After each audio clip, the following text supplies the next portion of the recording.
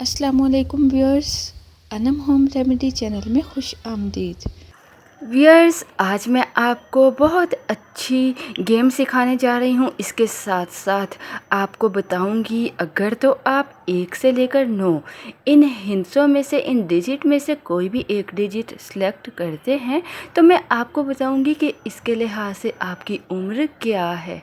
अगर आप वाकई ही जानना चाहते हैं कि अगर आप इनमें से कोई एक हिस्सा, एक डिजिट सेलेक्ट करते हैं तो आपकी उम्र आया वही आएगी जो आपकी इस वक्त है या नहीं, तो चलिए जानते हैं। व्यूअर्स, ये एक बहुत ज़बरदस्त गेम है। ये आपको सिखाऊंगी भी साथ साथ, और मेरी पूरी कोशिश है आपको इसकी समझ आए, आप इसको सीखें भी, और साथ में एक कैलकुलेटर रखें ताकि जैसे जैसे मैं आपको स्टेप बाय स्टेप बताती जाऊं आप उसी तरह से कैलकुलेट करते रहें और देखें कि आपकी उम्र क्या आती है।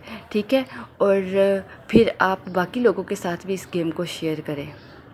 इसके कुछ स्टेप हैं, कुछ रूल्स हैं, उसको फॉलो करते रहना है। जैसे बताती रहूँगी बस आपने उसको फॉलो करना है। तो चलते हैं सबसे पहले स्टेप की तरफ। सबसे पहले आपको सामने स्क्रीन पर 1 से 9 तक डिजिट दिखाए गए हैं। आपने सबसे पहले इनमें से कोई भी एक डिजिट का इंतखाब करना है।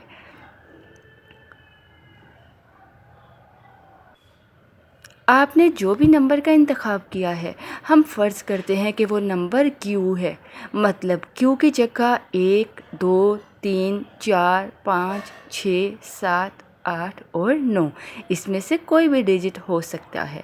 ठीक है, इसकी एग्ज़ाम्पल मैं आपको कोई भी एक नंबर सेलेक्ट करके देती हूँ ताकि आप साथ साथ में समझ सकें। मतलब समझिए आपने 5 नंबर का इंतखाब किया है। ठीक है, आप कोई भी नंबर कर लें, ये सिर्फ आपको समझाने के लिए बता रही हूँ। आपने नंबर 5 का इंतखाब किया है, आप नंबर 5 को, क्यू को नंबर 5 कह लें। ठीक है, सपोज़ किया है हमने कि क्यू कोई भी डिजिट हो सकता है जो आप सेलेक्ट करते हैं। तो इस एग्जांपल में मैंने सेलेक्ट किया 5, तो क्यू की जगह मैं लिखूँगी 5। इसी तरह आपने क्यू की जगह कोई भी नंबर लिखना है जो आपने सेलेक्ट किया। उम्मीद करती हूँ आपके हाथ में कैलकुलेटर होगा और यकीनन आप इस गेम को एंजॉय करेंगे और मज़े से कैलकुलेट करेंगे और अपनी उम्र को फाइंड करेंगे। आपने जो भी नंबर का इंतखाब किया हो, अब आपने उस नंबर को 2 के साथ ज़र्ब करना है, मल्टीप्लाई करना है। ठीक है, सपोज़ करते हैं मिसाल के तौर पे क्यू था, क्यू कोई भी नंबर हो सकता है, उसको आपने मल्टीप्लाई करना है 2 के साथ। अगर आपने 5 का इंतखाब किया, ठीक है, जैसे मैं आपको एग्जांपल के तौर पे बता रही थी कि हमने समझो 5 का इंतखाब किया। अगर तो हम 5 का इंतखाब करते हैं तो हमने 5 को 2 के साथ मल्टीप्लाई करना है। 5 multiply by 2 is equal to 10। ठीक है, उम्मीद है आपको समझ आ रही है। अब आपने देखना है कि आपका जो भी जवाब आया है उसमें आपने 5 जमा करना है। आपका जवाब आया 10, आपका जवाब कोई भी हो सकता है। इस एग्जाम्पल की मिसाल में जवाब आया है 10। ठीक है, तो अब आगे चलते हैं। अब इस 10 को, अब नेक्स्ट स्टेप है, आपने करना क्या है। फर्स्ट स्टेप में आपने कोई भी एक डिजिट चूज़ किया। सेकंड स्टेप में आपने उस डिजिट को 2 के साथ मल्टीप्लाई किया, 2 के साथ ज़र्ब किया, मल्टीप्लाई किया। नंबर 3, तीसरे स्टेप में आपके पास जो आंसर आया था मल्टीप्लाई करके, उस आंसर को आपने 5 में, उस आंसर में आपने 5 को जमा किया, 5 आपने उस आंसर में प्लस करना है। ठीक है, जिससे हमारा आंसर आ गया था 10। अब अगले स्टेप की तरफ चलते हैं। अब 10 में हम 5 जमा करते हैं, प्लस करते हैं, तो 10 + 5 इज़ इक्वल टू 15 बन जाता है। ठीक है, अगर आपकी एग्जांपल ली जाए क्यू के हिसाब से, ठीक है, अगर आपने 5 की जगह कोई और नंबर का इंतखाब किया हो तो आपने इस तरह से करना है, क्यू मल्टीप्लाई बाय 2। ठीक है, इसको मल्टीप्लाई करने के बाद इसमें प्लस करना है 5। क्यू आपका कोई भी डिजिट हो सकता है। ठीक है, क्यू की जगह जो नंबर आपने मुंतखब किया आपने वो लिखना है। अब आपने जो कैलकुलेट किया इसमें 5 ऐड करने के बाद, ठीक है, हमारा यहाँ पे नंबर 5 के हिसाब से, कैलकुलेशन के हिसाब से आंसर आया 15। अब चलते हैं अगले स्टेप की तरफ, स्टेप नंबर 4 की तरफ। अब आपने जो भी जवाब आया, जैसे कि पिछली एग्जांपल में 15 जवाब आया, 15 आया, आपने उस जवाब में 50 को ज़रब करना है, ठीक है। उस जवाब से आपने 50 को मल्टीप्लाई करना है। मिसाल के तौर पे अगर हम Q की एग्जांपल लेते हैं, Q मल्टीप्लाई बाय 2, ठीक है, प्लस हमने किया 5, इतना तो पीछे स्टेप में कर लिया था। अब इसको मल्टीप्लाई करना है आंसर निकालने के बाद 50 से। आप Q की जगह कोई भी डिजिट ऐड करें और इसको 50 से मल्टीप्लाई करें। अगर आपने 5 की मिसाल के तौर पे समझना है तो हम जवाब में देखते हैं क्या आता है। 15 आया था, ऊपर 15 को हम मल्टीप्लाई करेंगे, ज़रब देंगे 50 से, तो आया 750। हमारा आंसर आ गया 750। अब चलते हैं अगले स्टेप की तरफ, स्टेप नंबर 5 की तरफ।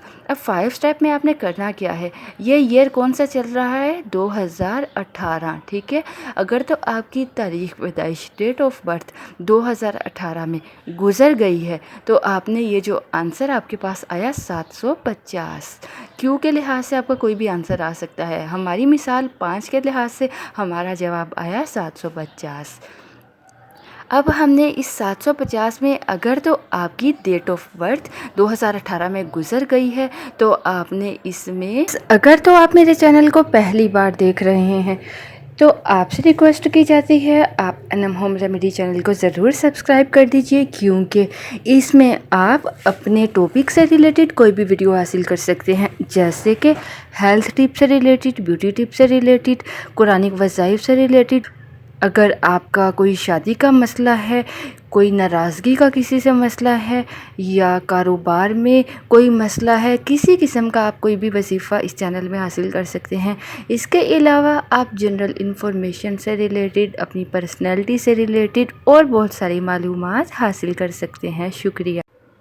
अगर तो आपकी डेट ऑफ बर्थ, तारीख़ पैदाइश 2018 में गुज़र चुकी है तो आपने जो आपके पास 50 से ज़रब करने के बाद, मल्टीप्लाई करने के बाद आंसर आता है, उसमें 1768 1768 प्लस करना है, ठीक है। इसमें आपने 1768 प्लस करना है, ठीक है।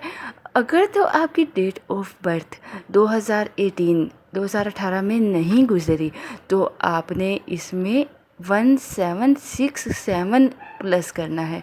याद रखिए, अगर गुज़र गई है तो 1768, अदरवाइज़ आपने 1767 ऐड करना है, ठीक है। अब आपका जो आंसर आएगा, अगर हम 5 की एग्ज़ाम्पल में डेट ऑफ बर्थ गुज़र चुकी है उसकी एग्ज़ाम्पल लेते हैं, उसकी मिसाल के तौर पे समझें, तो हमने इसमें 1768 ऐड करना है। लेकिन अगर डेट ऑफ बर्थ नहीं गुज़री तो हमने इसमें 1767 ऐड करना है। ये हमारा था 5वां स्टेप, जैसे कि आप सामने स्क्रीन पर देख सकते हैं। ऐड करने के बाद अगर तो हम 1767 ऐड करते हैं कि हमारी डेट ऑफ बर्थ नहीं गुज़री, तो हमारा आंसर आता है 2517, 2517, ठीक है, जिसके हिंद से 4 हैं। हमारे इस स्टेप में वो आंसर आना चाहिए जिसके आंसर आने के बाद हिंद से 4 बने, डिजिट 4 हों। ये देखिए 2514, 4 डिजिट हमारे पास आंसर आ गया। अब अगले स्टेप की तरफ चलते हैं, स्टेप नंबर 6 की तरफ। अब आपको जो भी आपके पास जवाब आया है वो 4 हिंसों पे मुश्तमिल होगा, 4 डिजिट वाला होगा। अब आपने जो नंबर आपके पास आया इसमें अपनी डेट ऑफ बर्थ को माइनस कर देना है।